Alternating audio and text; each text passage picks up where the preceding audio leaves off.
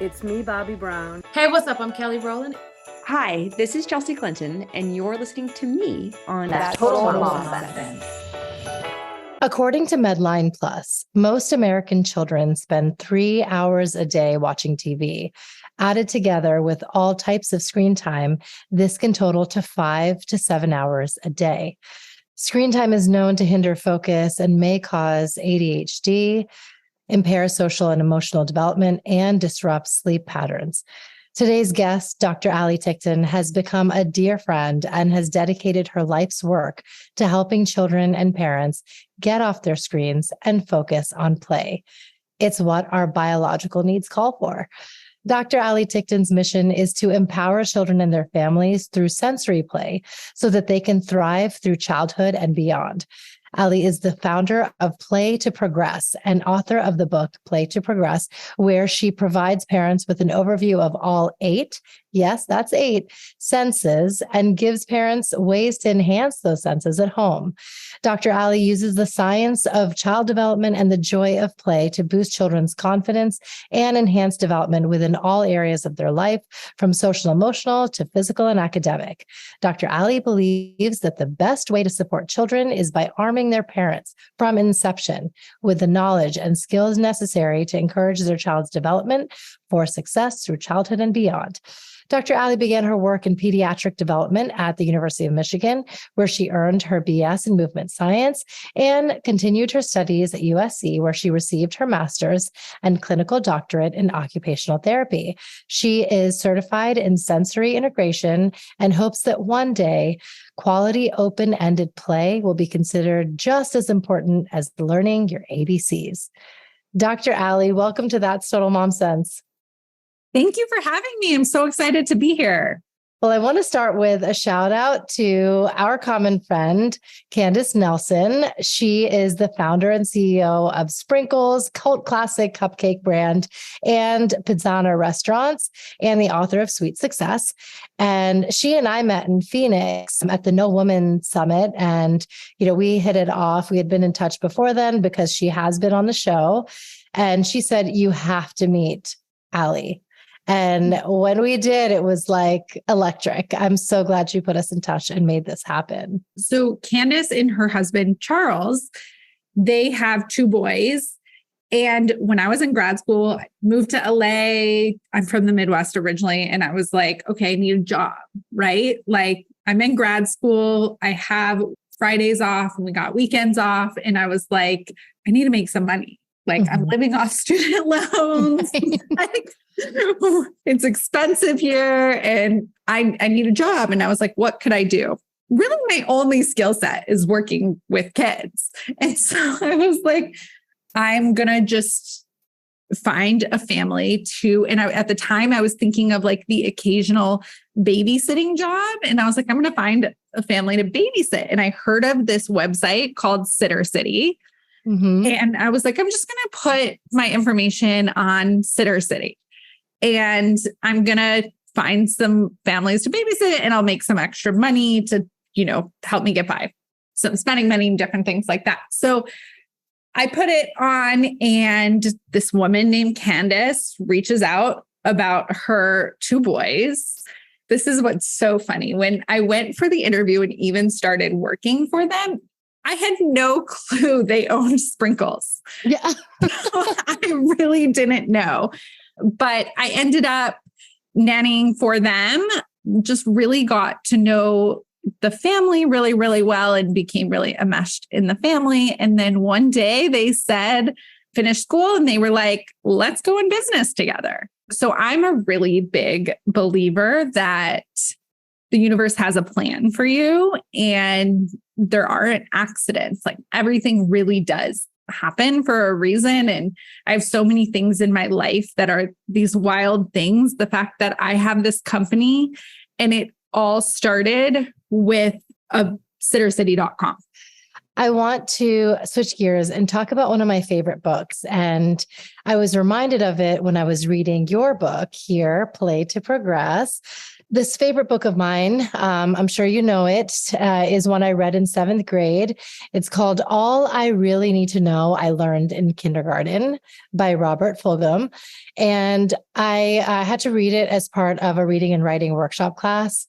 God bless our teacher. She said, you can take a very concrete subject and even current affairs and tie it back to something abstract. And this is something that Fulghum does so well.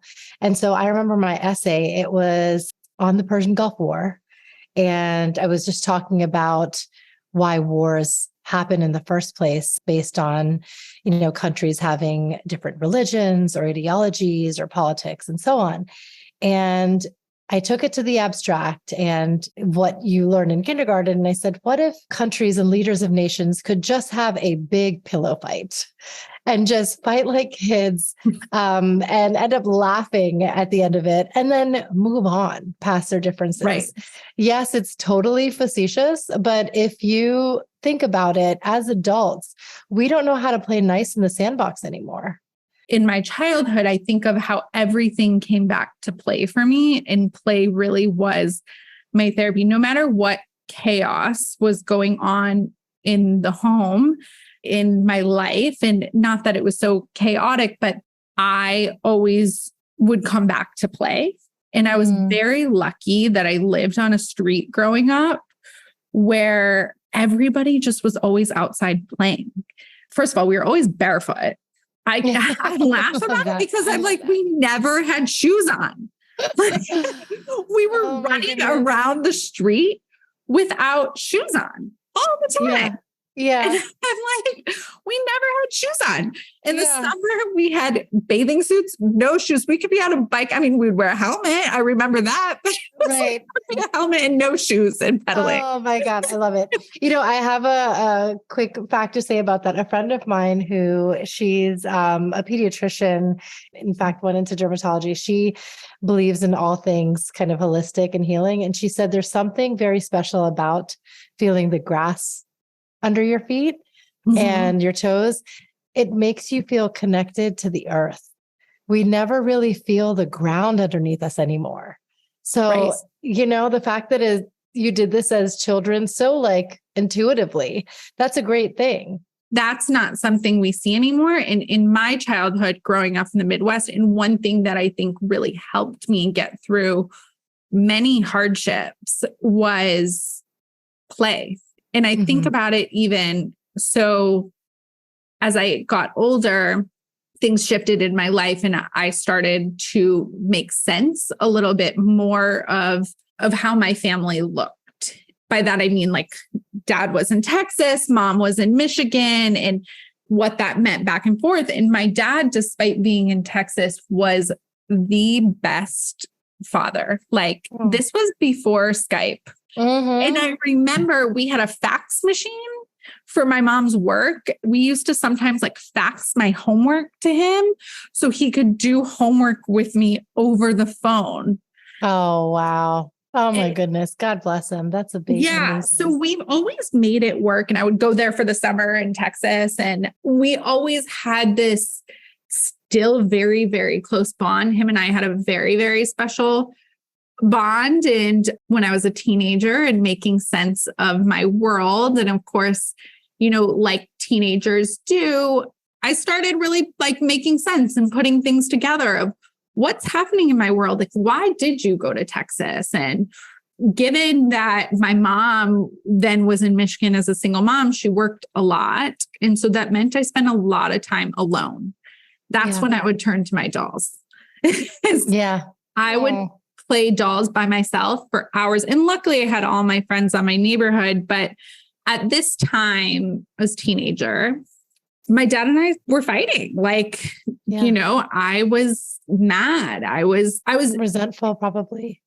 I was probably a little resentful. And I was also just processing it all as teenage girls do. Yes. My parents took me to something called the Landmark Forum. I don't know if you guys... Oh my God, I've done it. Okay. So my parents met at the Landmark Forum and Interesting. Ooh, plot twist. Yes. And my mom to this day is a big Landmark person. Recently she's getting back into it, but so I like really grew up around Landmark. I am not a big Landmark Yeah, person. I know. I took it for what it was and then kind of. Yeah. And I say I'm not because I've only taken it this one time as a teenager at it. I expressed some things to my dad. I was young. I don't remember all of what happened, but that would have been the last time that I saw my dad. So my dad committed suicide when I was 14. It's interesting because he had such a journey that I think in my adult years I'm making sense of. And when I think about it and how it relates to my career and everything that happened in my childhood, I would be lying if I thought that I'm not also thinking of their childhoods, like in my dad's childhood. And my dad was gay. He came out as gay. It was a very hard journey for him to come out because in the 90s, that wasn't something that was accepted. And it's something that I am such a fierce advocate for. And one thing I'm very lucky about is in my individual family, that was no big deal, literally at all. I've asked my mom about it and she said, well, I knew he was interested, also attracted to men when we got married. I didn't care. We were a very liberal family and it just was no big deal inside of our home. But that's not what was echoed outside of the home. Actually, at Landmark, a child stood up and looked at me, kind of dead in the eyes and was like, "Your dad's," and said some very horrible things. So, but when I think about their childhood and their play and how did play help me? And I was a big tantrumer, huge. I really had some big sensory needs as a child. I was delayed in all of my milestones. And my parents at the time, OT wasn't well known, especially in Michigan. Mind you, my dad's a physician and my parents brought me to these doctors. My mom did not tell me this until maybe a year ago. She said, the doctor told me you would never be coordinated. Oh my goodness. I was pretty delayed. He was like, I guess the doctor said to him, like, her gross motor skills are just never going to be good. She'll never be a coordinated child. Flash forward to how I'm learning and how I'm going through everything. And as I'm processing this emotional side, I also have this piece of, I don't know where I fit in school and I learn different than the rest of the kiddos. I had this incredible kindergarten teacher who was she was just a fierce advocate for me. And she saw me and she would say to my mom, she's going to catch up. It's going to be okay. And my parents saw me and they saw my intelligence and they saw my skill and they kind of let me explore it and go with it. And, my mom says it would drive her crazy, but I would take things apart in the house. Like I was always like messing with the battery cover or something like that. But she tells this story of she was trying to put together, like it wasn't IKEA back then, but it was some sort of piece of furniture from a store. And I was watching her and I was young and she couldn't get it. And I said, Mom, let me do it. And I forget I think it was under 7. And I did it. Wow. Wow. So my way of learning was always, and to this day, is very different. In 2nd grade, I put on, maybe it was 3rd grade, a reflection paper that I'm too fidgety. You know how you have to reflect on what you need to do better for the next year. Right. And I put, I'm too fidgety. So how ironic that now I'm an OT. And I think of that all the time of, hold on, was I too fidgety? Or was it that I needed some more movement? My way of learning was and is very different. I needed more movement. I needed more what we call at Play to Progress body tools. I didn't have that. So I would lay on the ground when I got home from school and I held it all together, never could really find my place in school. And even though I had great friends and I literally remember laying on the ground and like pounding on the door of like just kicking and screaming, and just home was my safe place. I would just unleash it at home. Oh my goodness. I feel like you were meant to do this work because you have lived it, and how you were so acutely aware as a child. Now you have created the knowing and have tapped into the tools and the resources we have. And the fact that you've packaged it together for parents in this book is giving us all a chance to get to know our kids on a whole other level. Thank you for that. Can you talk about why you say we have 8 senses, not just 5? Because this is really, really illuminating. One of my goals right now, when you're taught your senses, what are you taught? You're taught what we can call maybe the common 5. I don't want to call them the big 5 because all of our senses are important. Yeah.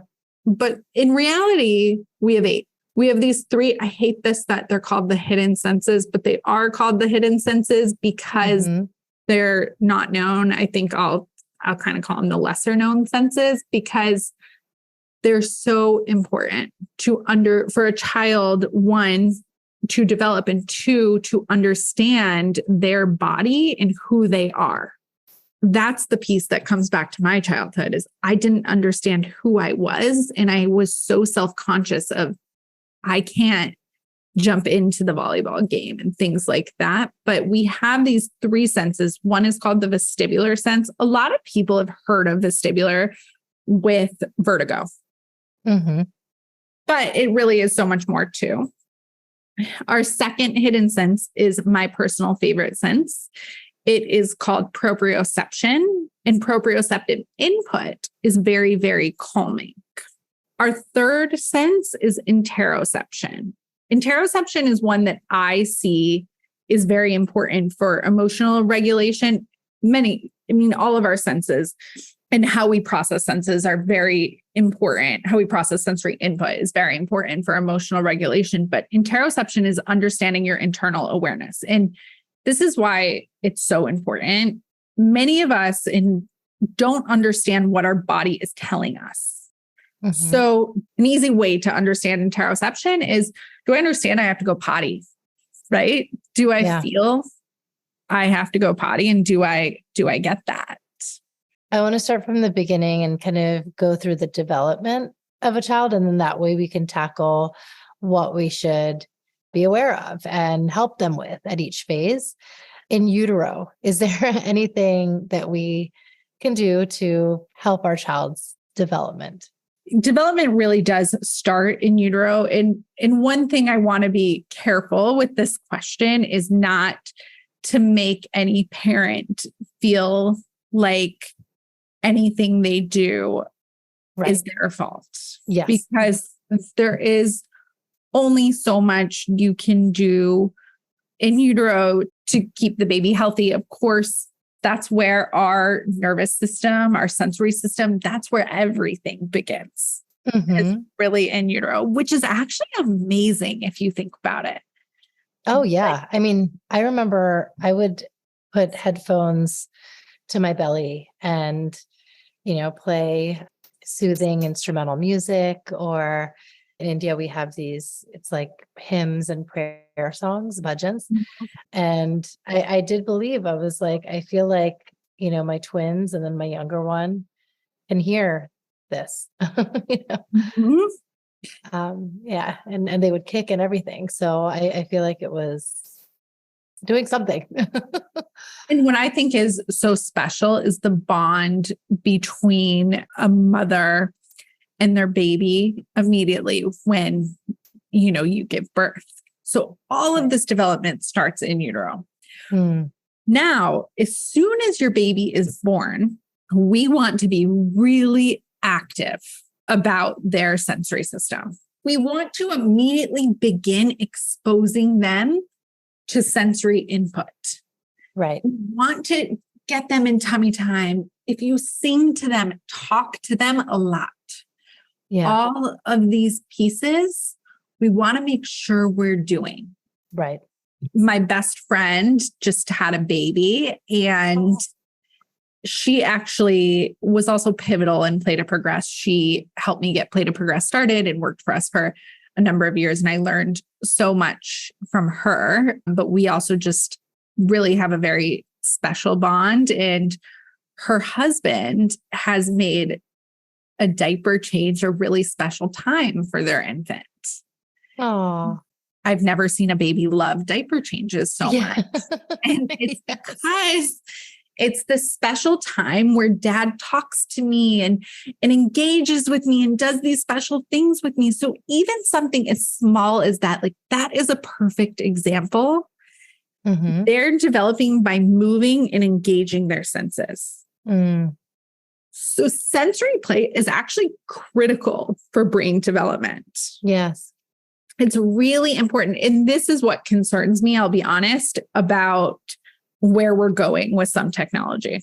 Oh, yeah, 100%. I know you've shared this, but we can get into the toys and just all the paraphernalia that you need, because it actually is very, very basic. I did a partnership with Manhattan Toy, and this was the first time that I learned how, it's the wooden blocks, it's the dolls like you played with that spark curiosity in building an imaginary play, rather than the things that light up and you're pressing a button and music comes out. It's like, it should not be so stimulating because kids need to discover on their own.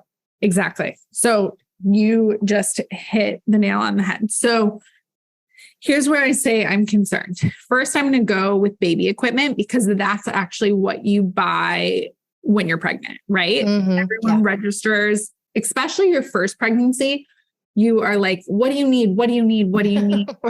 Right. All the stuff. This is what I mean when I say we're preparing sometimes for what I think is the wrong thing, is that let's see on that registry a tummy time class instead of a bumbo, which I really dislike bumbos. And funny, I've said the word bumbo on a podcast before, and a brand has company who's running the podcast has come back to me and been like, we have to scratch that. No, but that's okay. You're being honest and parents who are heavily researching these products, and so many of them, mind you, get recalled, the swings and the jumpers and the all that stuff. We want to allow our kids to move through each stage of development. When we pick toys, we want toys that do not play for our child, but that our child has to play with. If I have a dog and I just push the button to that dog and the dog barks and it walks, my little one does not choose what adventure that dog goes on, because that dog probably only goes back and forth, probably not even back. It probably only goes forwards. And my child's not going to make that noise, right? We've now taken them out of play. This toy just decided this is what I do. Instead of this is what I'm going to do with it. Instead, we want to turn to very basic, simple, open-ended play. And this is where my childhood prepared me for my future, because no matter what was happening, was so playful. Like I said, I grew up in the middle of the Midwest. We didn't wear shoes. I remember one time we created something called the homework hut.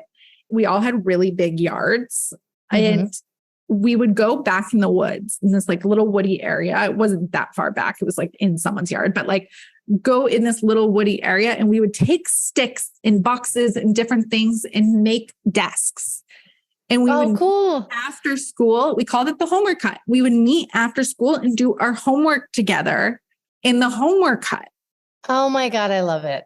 Under trees. So we were always creating different things. My sister and I used to make up dances for like Mother's Day and things. Like we were always creating, making. Now, when you say to a child, go make a fort, what are they going to do? Oftentimes they're going to look at you like, what are you talking about? Yeah, exactly. Oh my goodness. And then they're going to think like, well, you need to go on Amazon and then buy the fort making set. And then that's the only way I can do it. And it's like, well, no, you can use pillows and blankets and chairs and, just whatever you have in front of you, and use your imagination. Yeah. Yeah. Oh, that's brilliant. I love that. No surprise that the world's biggest tech founders, from Steve Jobs to Bill Gates, had limited tech for their kids. Yes, we have growing technology and AI at our disposal, but especially in those early years, you can't use them as a crutch.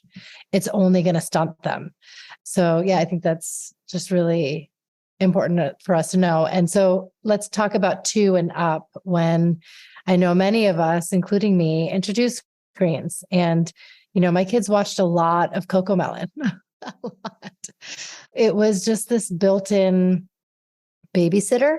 Right. And it went on for half an hour or maybe in a day, an hour or so. But whatever that number of hours is for you, it's important to limit it. But the reason why, speaking for myself, I did it was because I didn't want the 3 of them fighting with each other.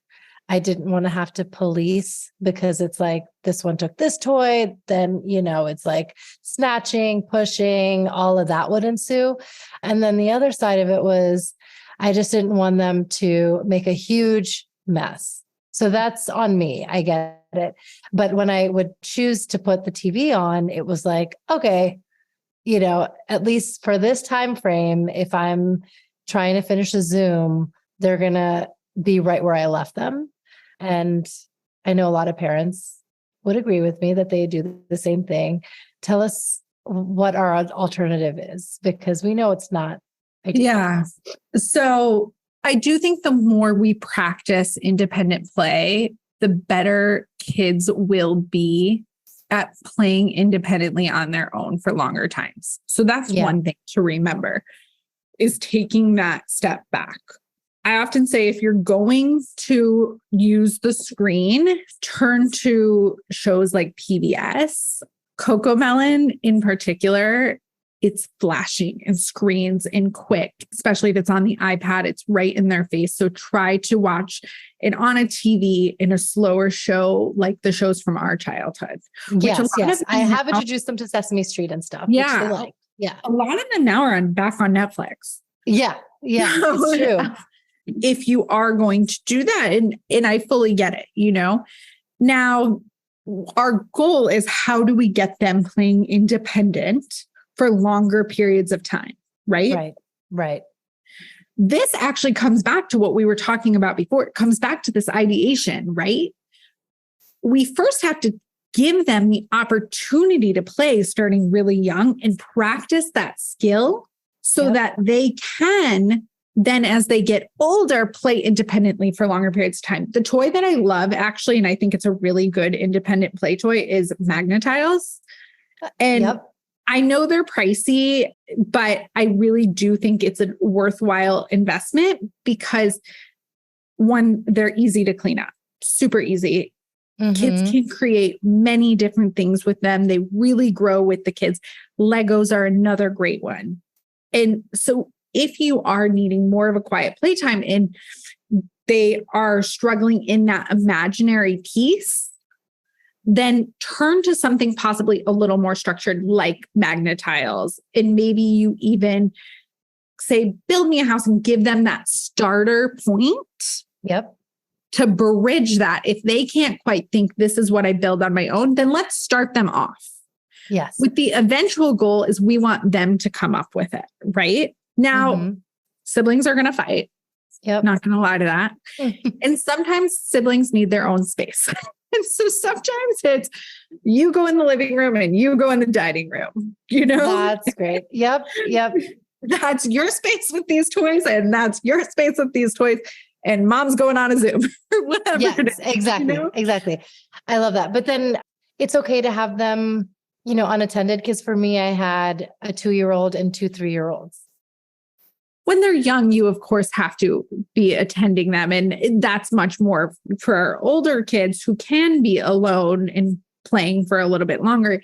But yes, when they're 2 and 3, of course you have to be there with them and watching them in the room, but we still want to practice their playing, right? Yeah, that's true. Right. So now I want to go through a few scenarios that I know all parents will be able to relate to, and how you say we can kind of shift the narrative and infuse play and make sure that it's fun and not stressful. So the first is going out to eat. When we are out, even if it's at a casual family restaurant, I see this all the time, kids with their tablets and they're not really enjoying their food, and you're just kind of numbing them so that they don't make a ruckus in public. How do we handle going out? Kids sometimes do need something at a restaurant, right? It is hard to sit there, and we want them to get that point, but it is hard. They are little, we do want them to play with something. And I'm also realistic. I was one time at a book club and someone was joking about Mary Poppins' bag, pulling it out. I don't expect you to be Mary Poppins, okay? Right.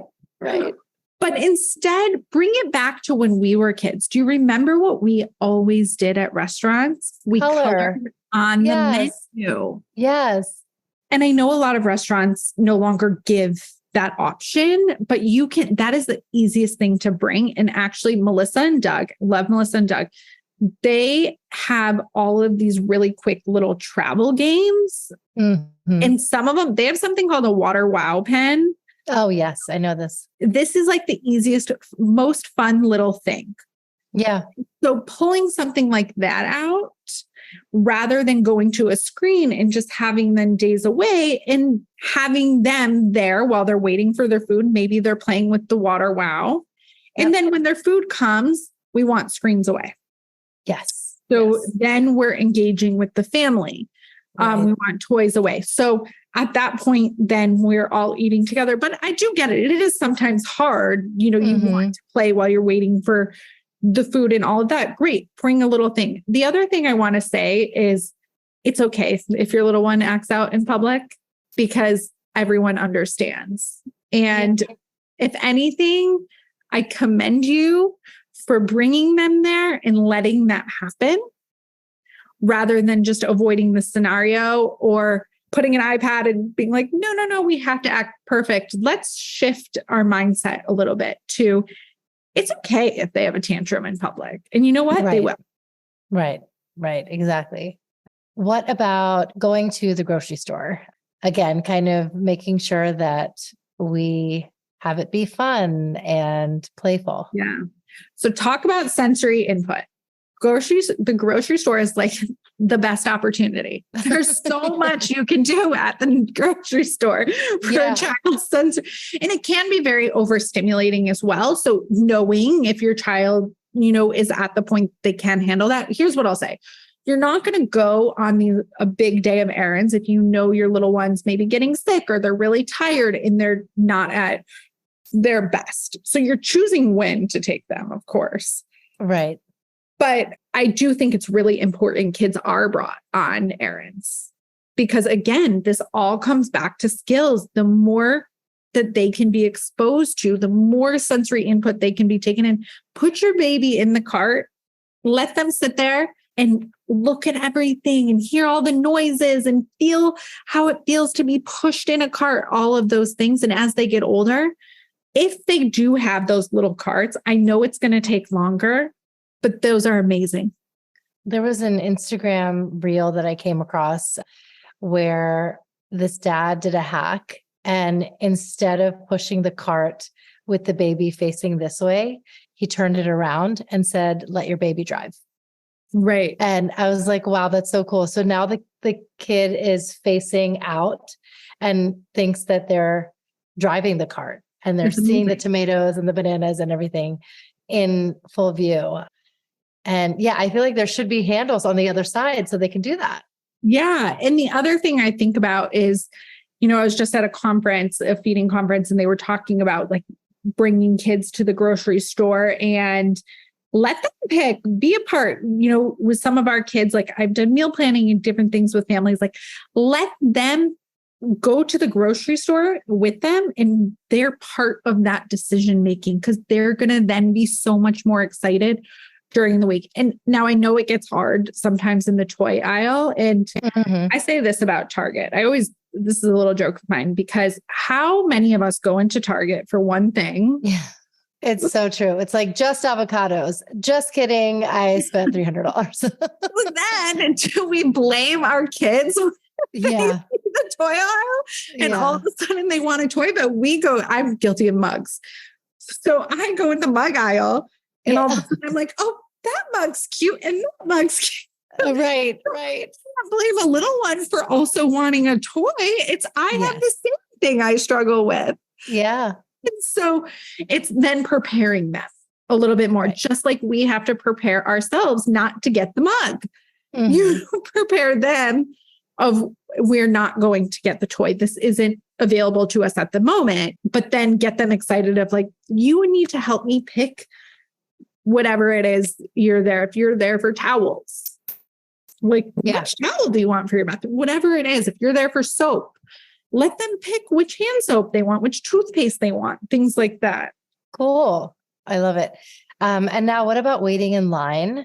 I feel like we don't have to do this nearly as much. I remember going to the bank with my parents as a kid all the time. It was so boring. And you just for the lollipop.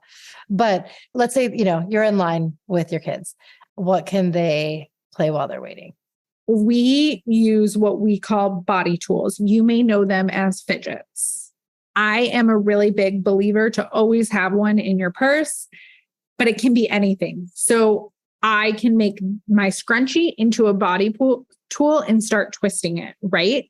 So anytime you're waiting, and this actually is something I teach a lot of educators because even though kids aren't waiting necessarily with parents in public quite as much anymore, like at the bank and things like that, there is still a lot of waiting in class of like, we're all going to go potty together and then wait on the wall till everyone's done going potty, things like that. So that actually still very much does exist. And it's a really simple thing that this is your body tool. And mind you, we've already taught kids starting very young, let's pay attention to your body and what your body needs. So instead of saying, oh, sit still, don't touch that, things like that, we say, it's kind of tricky, right? Here's a body tool to help your body in this moment. And now what did we do when they're older and they're sitting in math class and they're like, wanting to, who knows, get up, do something else, they can grab something and make that a body tool. So now we've just primed them from this one little waiting in line, and it's just a simple fidget. There are some fidgets I like better than others. My favorite fidget is the sample from Purple Mattress. Okay. Some people may have heard of the Purple Mattress. I walked in one day with a friend he was buying something there, and they gave me the little sample of the mattress, which they use, I'm assuming, for marketing. And I was like, I'm not interested in the mattress, but this sample. And as it turns out, you can buy them online. You can also get them for free at the stores. They give them out and they're amazing. Oh, I love it. I do my kids rather like Pop-Its. Are those good? So here's my theory on these trendy fidgets. I think Pop-Its are great for a line. I would not send them to school. Yeah. Okay. And here's why. Some of these fidgets, the fidget spinners were like this. They get to be trendy and then they get to be a toy and like a collectible and a little bit of a distraction. So all of the fidgets, especially that we send to school, we're very mindful that they're not a toy. Yeah. Because it shouldn't distract from the education. It should help them attend to their education, right? It should help them access their education. So this little purple mattress thing, it's not a toy. It's not trendy, right? Whereas Poppets, initially, when I first saw Poppet, it was long before they were trendy. And I was like, oh, this is going to be great. Then they got really trendy. Yeah. And now they're cool and they're a toy. So now that's not something I would send. So think much more simple. It can be as simple as a hair clip. Honestly, I often use the hair clip. Yeah. Yeah. Oh, that's so cool. I love how, simplistic it is. And now let's talk about having them interact with other kids and building the confidence to do that. Because I know when kids are younger, they do a lot of cross play. It's like you take your toddler on a play date and they're actually not really interacting with the other. Yeah. Which is totally normal and fine. But when they're a little older, if they want to get involved in the game or whatever, it's how do we help them play with other kids? Yeah, good question. And we learned a lot about this during the pandemic. So yeah, I think we took it for granted in some ways. And then when the pandemic hit and kids were completely separated from one another, we saw so much when we brought them back together. And what I will say is opportunity is everything. Yeah. Bring kids to parks young. There are always other kids at the park. Yes. Your local park is the best place. Your local park, your local library. You don't have to sign up for all these classes. If you want to, they're wonderful, great, do it. But also the park works too. Yeah. And so make sure starting really young that they have the opportunity to be around other kids and more than just their siblings, because siblings are often different ages, or in your case, if you have twins, we also want them to have their separate life and learn how to make friends separate from each other. So that's another piece. So the more you can expose them. Now, if they are having trouble jumping into play and playing, you can start that play a little bit. So, for example, this is something we saw a lot after the pandemic. Kids, they were struggling to play together. And so sometimes if I have a little one who's like not jumping into play, and this can really be a big thing in preschool, right? So they're 3, 4, and they're like, I want to play, and they're kind of watching them, but they don't know how to jump in. I may say something like, I noticed they're playing dinosaurs. And I may narrate what I'm noticing, right? So I noticed Johnny is a T-Rex. Oh. And I noticed Alex is the zookeeper. It looks like they might need another T-Rex. Oh my gosh. That's brilliant. Be the T-Rex. So I've just narrated what I saw the kids playing and where they can jump in. Right. Oh, right.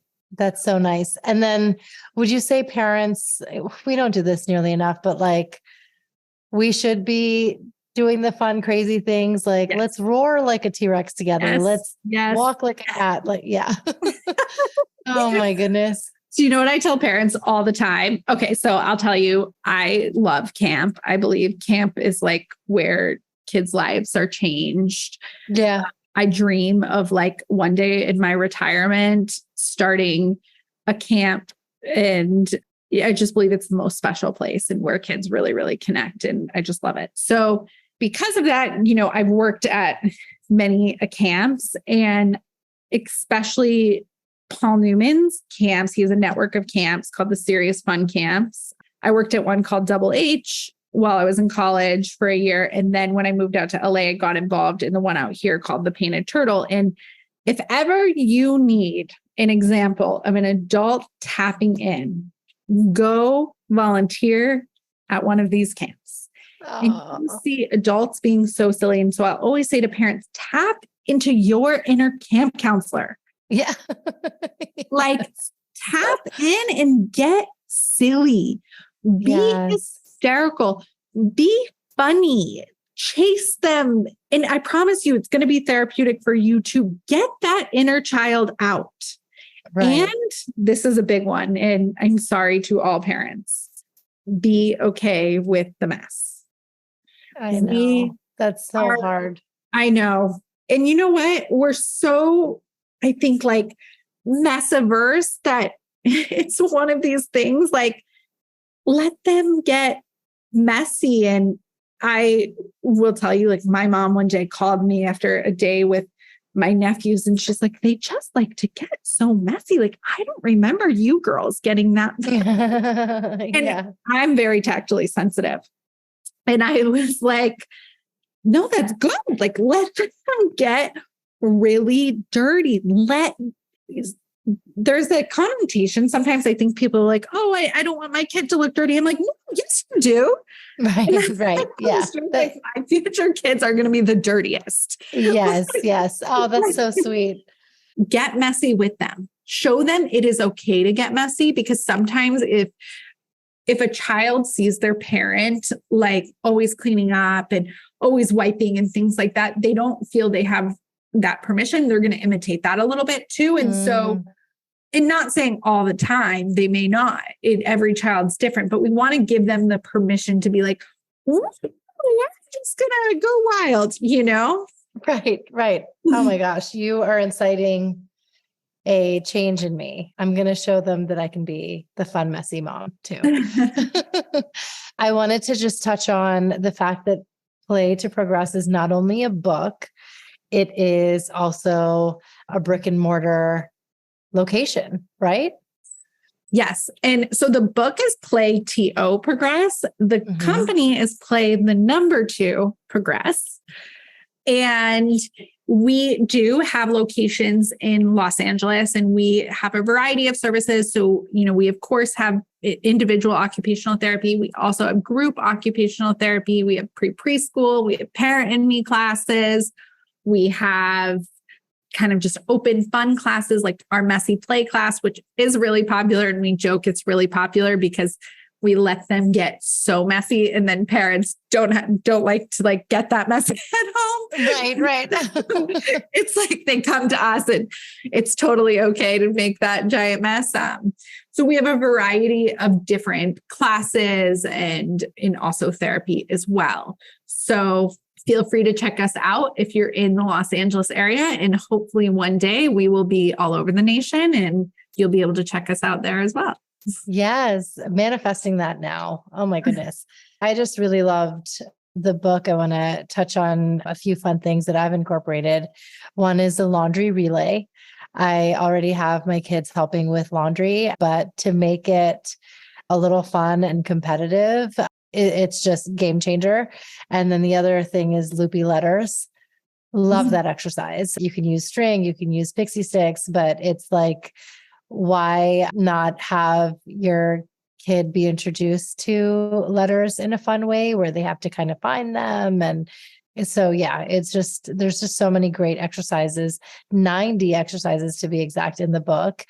Yeah, I can't wait for all of you listening to read it. We are starting a book club, and this is something that we're taking on to IG Live. If you're listening to the podcast, then you can join that way by emailing thatstotalmomsense@gmail.com. And Allie, before we let you go, can you tell us a quote that you live by?